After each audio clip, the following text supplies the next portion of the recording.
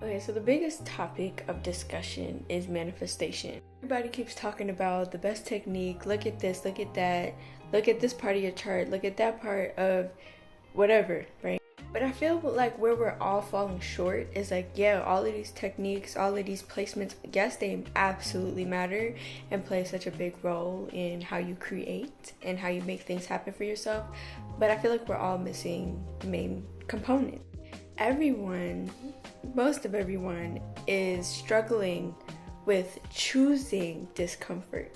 A lot of us have been programmed to focus more on discomfort and to think that everything else in the world is impossible.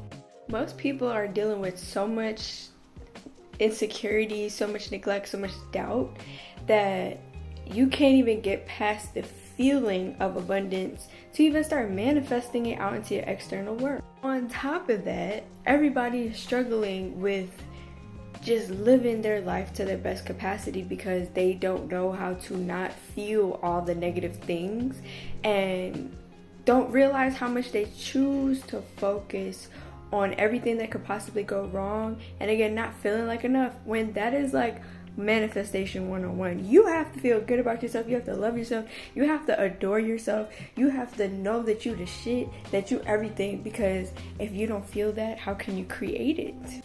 So most people are too caught up on their external reality and don't know how to bypass how they feel internally. They don't know how to find the self-love, they don't know how to create the self-love, they don't know how to believe in themselves, and that is the biggest point that we all should be focusing on. How to stop living in discomfort, how to stop valuing discomfort more than comfortability, and why you think you don't deserve comfortability. And I totally get it because I've been learning a lot about this recently as I've been focused and working more towards how to make my life more abundant, right? Internally though, because the external is gonna come however it's gonna come, and I'm really learning that you have to surrender, and the more you keep trying to fight life and throw hands with life, it ain't gonna happen. It's not gonna happen for you if you keep trying to fight life. It's not gonna happen.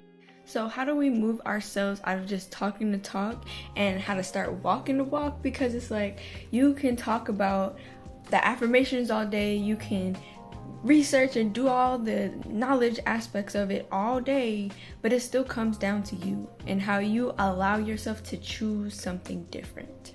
And I really feel like that's the main component. Like, you have to stop fighting change and choose different.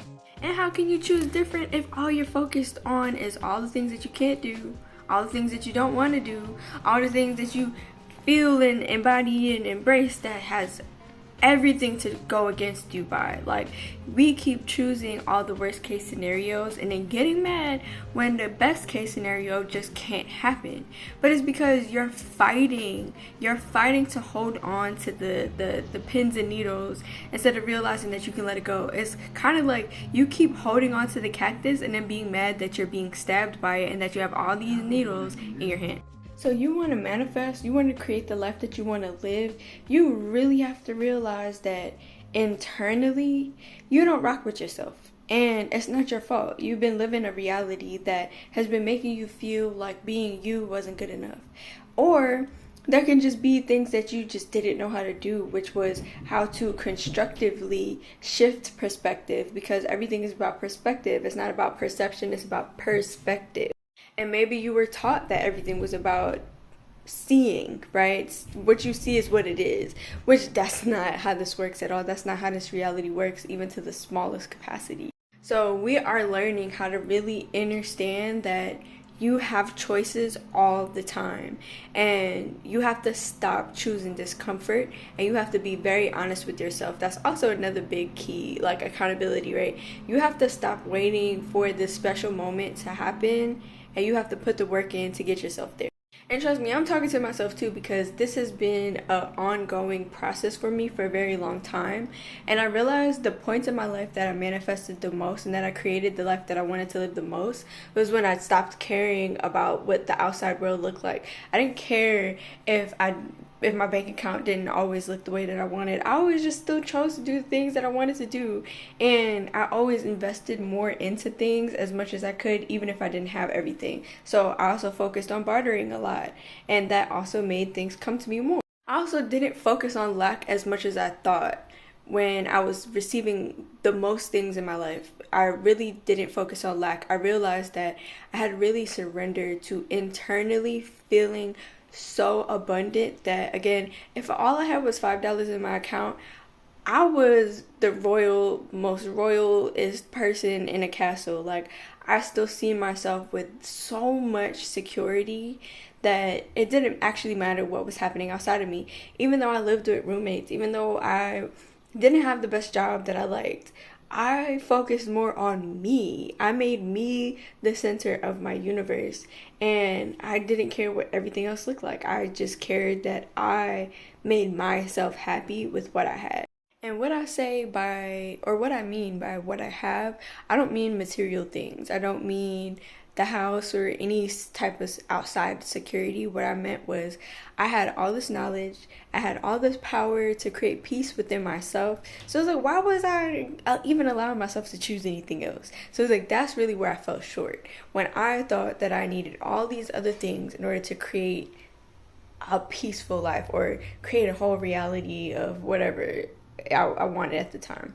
None of it mattered. What mattered was that I took my power back, and I realized that all the power, all the energy was within me, and that's when I really allowed myself to open up my heart.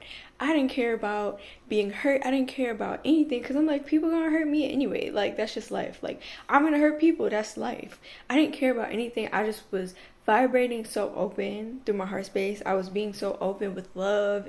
And when I say with love, I don't mean romantic relationships. I mean self-love. Like, I really surrendered to self-love in a way that I didn't even know that I could do. I didn't even know was possible. I just tapped into it and I was like, hey, life is gonna be life, but one thing I'm gonna do, I'm gonna create peace, I'm gonna create love, and I'm gonna vibrate that, and I'm gonna be that, and I'm gonna become that, and I'm gonna embody it, and I'm gonna just be that.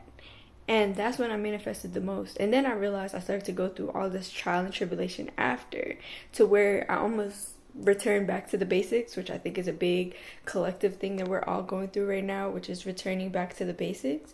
Because now we're getting, I feel like, a second chance to redo everything, from the energy, from the knowledge, from the confidence, from the security that we would have wanted the first go round, that we're able to have the next go round, which is really what's going to allow us to set us up for complete success.